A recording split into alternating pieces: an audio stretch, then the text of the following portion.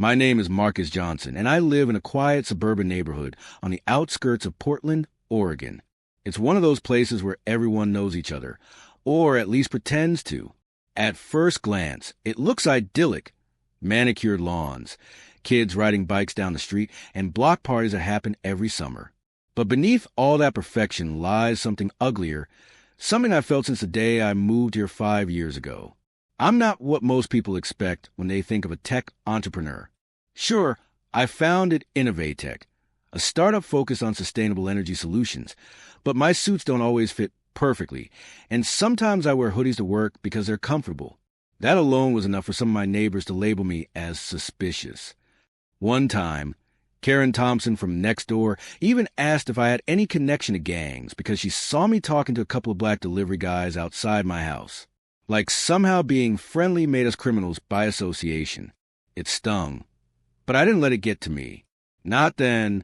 Anyway, now, well, things are different. When I first bought this house, I thought maybe living here would be a fresh start. I'd finally made it. I had money, success, and respect in my field. But no amount of wealth could shield me from the whispers. People like the Thompsons across the street weren't shy about making assumptions. They'd nod politely during community meetings, but never invited me to their little gatherings. And whenever I walked past them, there was always this hesitation, this awkwardness that screamed louder than words ever could. Their son, Ethan, though, that kid intrigued me. He looked nothing like his parents. While Roger and Karen were rigid and judgmental, Ethan seemed lost in his own world. Sometimes, I'd catch him tinkering with gadgets or reading books under the oak tree in their yard. Once, he even waved at me when our eyes met through the fence. For a moment, I thought maybe he wasn't so bad after all. Maybe he'd grow up differently from his folks. But back then, I couldn't have imagined how intertwined our lives would become. A few months ago, I decided to open internship positions at Innovatech. Diversity matters to me, not just as a moral imperative, but because innovation thrives when you bring together different perspectives. So, I posted the opportunity online, hoping to attract talented students who might otherwise slip through the cracks. What I didn't expect was for someone from my own neighborhood to apply. One evening, as I scrolled through applications, I came across Ethan's resume. His grades weren't stellar, but his coding projects caught my eye. There was an app prototype he'd built, a simple tool for tracking carbon footprints. That showed real promise. My heart sank a little when I realized who he was. Hiring him felt complicated. Would it look like favoritism? Or worse, revenge against his parents? Still, I reminded myself of why I started this program in the first place. If Ethan deserved a shot, then I owed it to him, and to myself, to give him one. The day Ethan showed up for his interview, I'll admit I was nervous. Not because of him. He seemed genuinely eager, but because of what hiring him might mean for me. I knew the Thompsons wouldn't take it well. Hell, half the neighborhood probably wouldn't either. Ethan sat across from me in my office, fidgeting with the hem of his hoodie.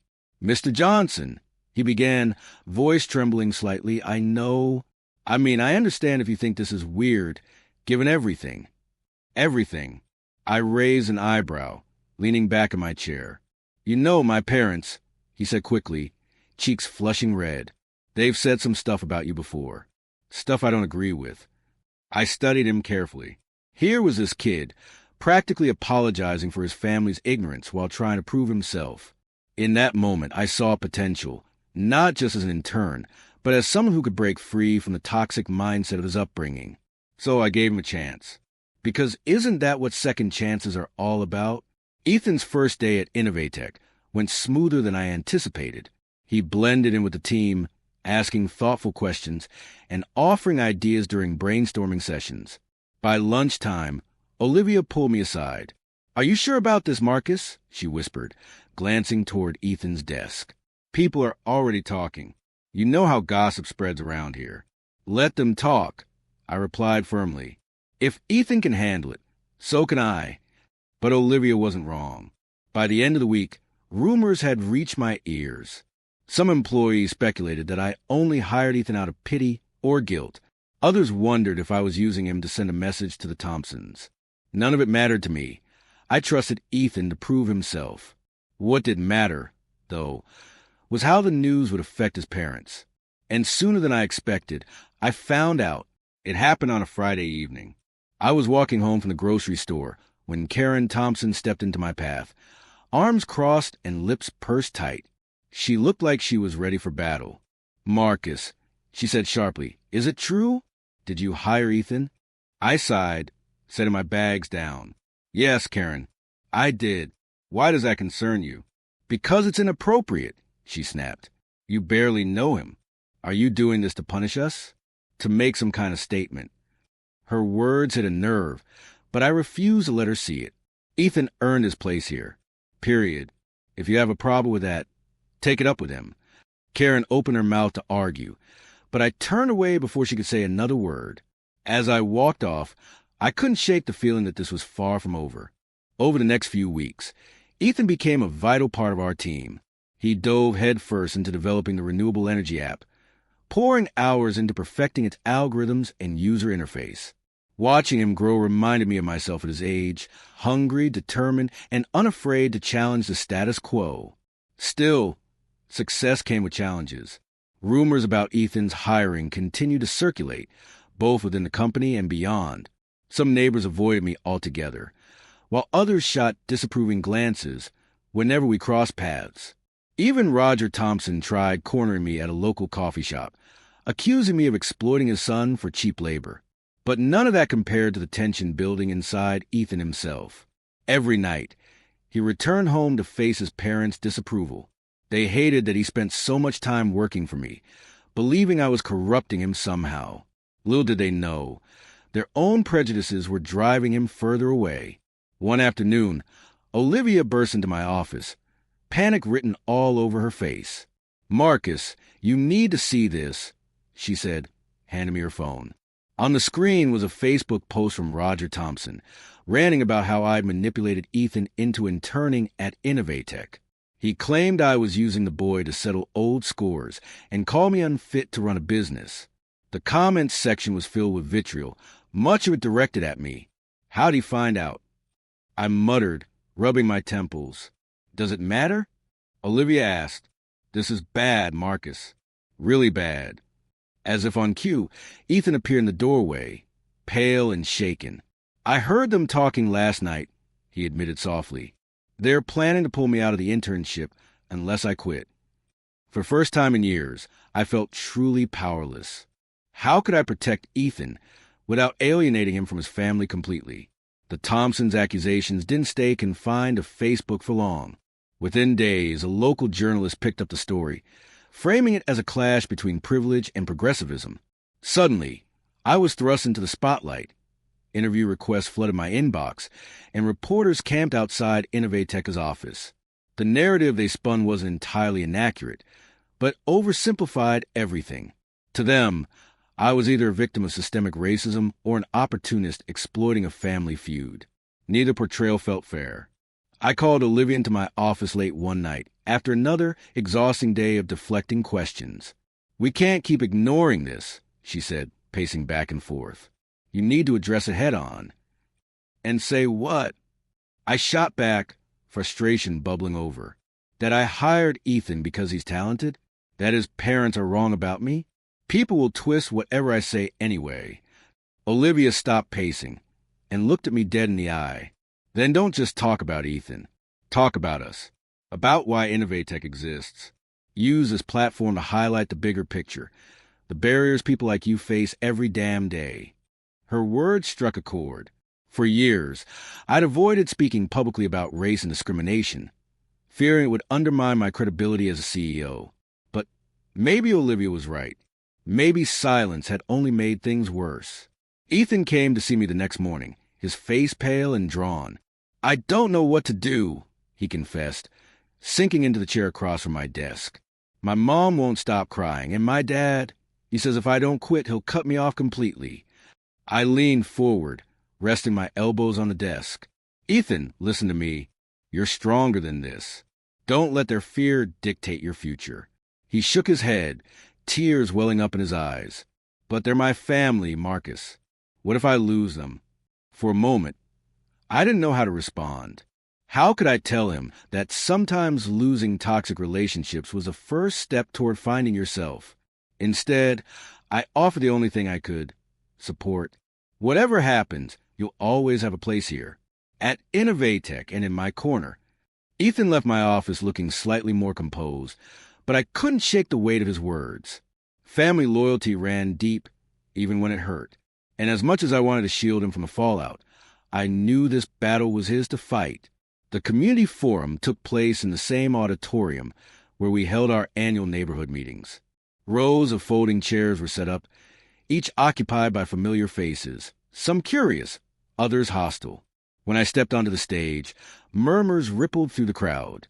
Karen Thompson sat near the front, arms crossed, glaring daggers at me. "Good evening," I began, gripping the microphone tightly. "I'm Marcus Johnson, founder of Innovatech. Many of you may think you know my story, or at least parts of it, but tonight I want to share the truth." For the next 20 minutes, I spoke candidly about growing up Black in America, about the subtle and not-so-subtle ways racism shaped my life. I talked about starting Innovatech with nothing but a dream and a determination to prove doubters wrong. And finally, I addressed the internship program, explaining its purpose and why Ethan deserved his place there. When I finished, the room fell silent. Then, slowly, applause broke out. Not everyone joined in, but enough to drown out the skeptics.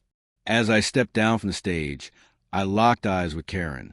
For the first time, I saw something other than disdain in her expression: uncertainty. A few days later, Ethan showed up at my house unannounced. He looked frantic, clutching a stack of yellowed papers in his hands. "Marcus, I need to show you something," he said breathlessly. Inside, he spread the documents across my dining table.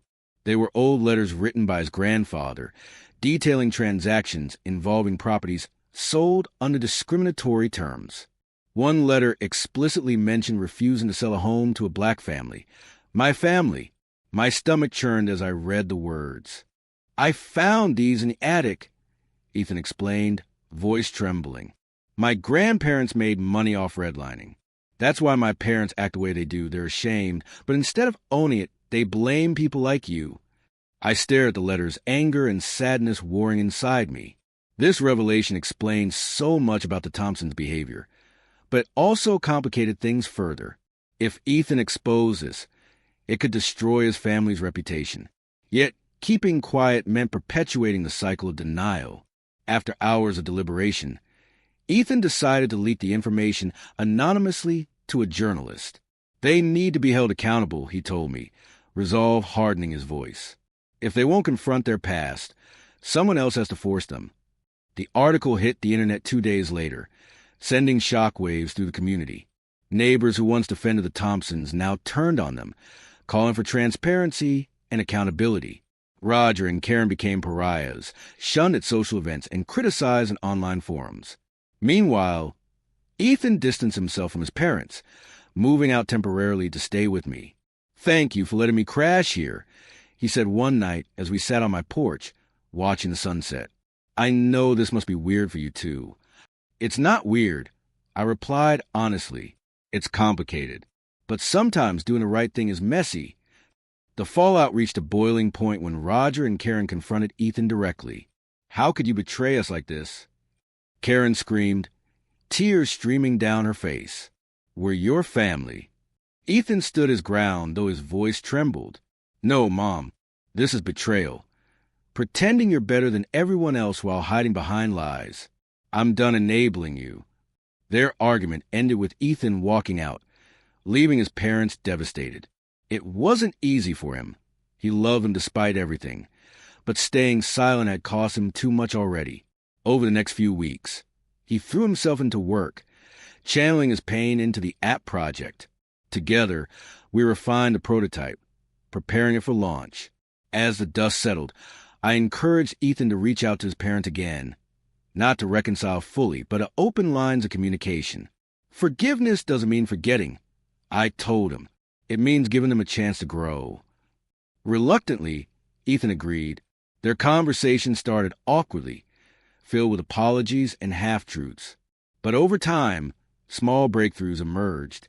Roger admitted feeling threatened by my success, while Karen acknowledged her prejudices stemmed from ignorance rather than malice. Progress was slow, but it was progress nonetheless. Meanwhile, Innovatech prepared for its biggest moment yet, unveiling the renewable energy app at a major tech conference. The team worked tirelessly, fueled by excitement and anticipation. For the first time in months, hope outweighed tension. The morning of the tech conference arrived, and I woke up with a knot in my stomach. Today wasn't just about presenting an app. It was about proving that resilience could overcome prejudice, that innovation could thrive despite adversity. As I stood backstage, watching Ethan nervously adjust his tie for the 100th time, I felt a surge of pride. This kid had come so far. But then, disaster struck. Asterisk, a security guard approached me, holding a crumpled piece of paper. "Mr. Johnson," he said quietly, "this was slipped under your office door early this morning." The note read, "You think you're untouchable? Watch your back." My heart sank. Was a prank? A genuine threat? Either way, the timing couldn't have been worse. Olivia noticed my expression and hurried over. "What's wrong?" she asked, her voice low. I hesitated before showing her the note. "We need to stay alert," I whispered.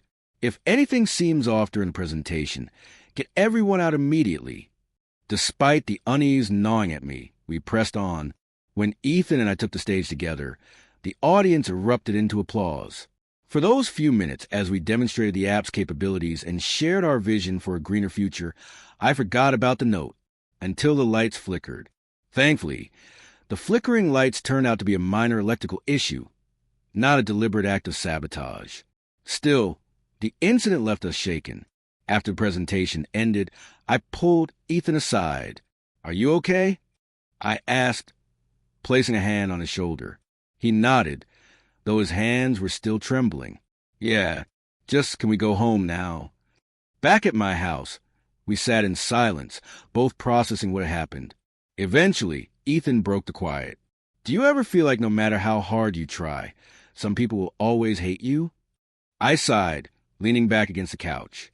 "Sometimes. But here's the thing. You don't do this for them. You do it for yourself, for the people who believe in you, and for the ones who might change their mind someday." Ethan smiled faintly, and for the first time in days, he looked at peace. In the weeks following the conference, the app gained traction faster than any of us expected. Investors lined up to partner with Innovatech, and media outlets hailed us as pioneers in sustainable tech. More importantly, the internship program expanded, attracting applicants from underserved communities across the country. Ethan flourished in his role, earning praise from colleagues and mentors alike. One evening, as we celebrated another successful milestone, he turned to me with a grin. "So, does this mean I'm officially part of the team now?" I chuckled, clapping him on the back. "Kid, you've been part of the team since day one." Change didn't happen overnight, but slowly, the neighborhood began to shift. Inspired by Innovatech's mission, other local businesses started implementing diversity initiatives. Block parties became more inclusive, and conversations that once skirted around race grew honest and open. Even the Thompsons made efforts to mend fences. They attended a community meeting where Roger publicly apologized for his past behavior, acknowledging the harm caused by generational biases. It wasn't perfect, but it was progress, and sometimes progress was enough. Sitting on my porch one evening, I reflected on everything that had transpired. Hiring Ethan had been risky, messy, and emotionally draining, but it had also been worth it. Through him, I rediscovered the importance of giving others a chance, even when the odds seemed stacked against them. I picked up a pen and began drafting notes for a book, a memoir titled Breaking Barriers. Writing it felt cathartic, like turning pain into purpose. Maybe someone out there would read it and realize they weren't alone. Summer rolled around again, bringing with it another neighborhood barbecue. This time, however, the atmosphere felt different. People laughed freely, shared stories, and genuinely connected. Even Karen Thompson brought over a plate of homemade cookies, offering a tentative smile as she handed them to me. As I watched Ethan chatting animatedly with a group of interns, I realized something profound. Healing wasn't linear. It required patience, forgiveness, and a willingness to embrace imperfection. But most of all, it required courage. The kind Ethan had shown by standing up to his family, and the kind I'd shown by believing in him. Just as life seemed to settle into a comfortable rhythm, Ethan dropped a bombshell. He knocked on my office door late one afternoon, looking unusually serious. "Marcus," he began, closing the door behind him, "there's something you need to know." His words hit me like a freight train. Years ago, shortly after founding Innovatech, I'd used insider knowledge from a former employer to secure crucial funding. At the time, I justified it as survival, but deep down, I knew it wasn't entirely ethical. Now, Ethan had uncovered emails proving it. "Why are you telling me this?" I asked, my voice barely above a whisper. "Because I respect you too much to let it slide," he replied. "But also because I want to understand why you did it." I confessed everything to Ethan, how scared I'd been, how desperate to prove myself in a world that doubted me at every turn. "I made a mistake," I admitted, staring at the floor, "and I've spent years trying to make amends. Building Innovatech was my way of creating something legitimate, something good." Ethan listened silently, his expression unreadable. Finally, he spoke. "Everyone deserves a second chance, Marcus. Even you." Relief washed over me, but it was short-lived. Later that week, rumors spread about my past indiscretion. Some employees questioned my integrity, while critics seized the opportunity to discredit me. Once again, I faced judgment, but this time I wasn't alone. Ethan stood by me, defending my character and reminding everyone of the positive impact Innovatech had made. Slowly, support trickled back in. Not everyone forgave me, but those who mattered most did. Months later, I addressed a new cohort of interns during orientation. Standing in front of eager faces, I shared my story openly, the highs, the lows, and the lessons learned along the way. Success isn't about being perfect. I told them, it's about learning from your mistakes and using them to build something better. As I wrapped up my speech, I glanced at Ethan, who sat among the interns, nodding approvingly. In that moment, I realized the true measure of success wasn't wealth or accolades. It was the ability to inspire others to rise above their circumstances, just as I had. The camera pans out, showing my porch bathed in golden sunlight as laughter echoes from a neighborhood. Life isn't perfect, but it's beautiful all the same.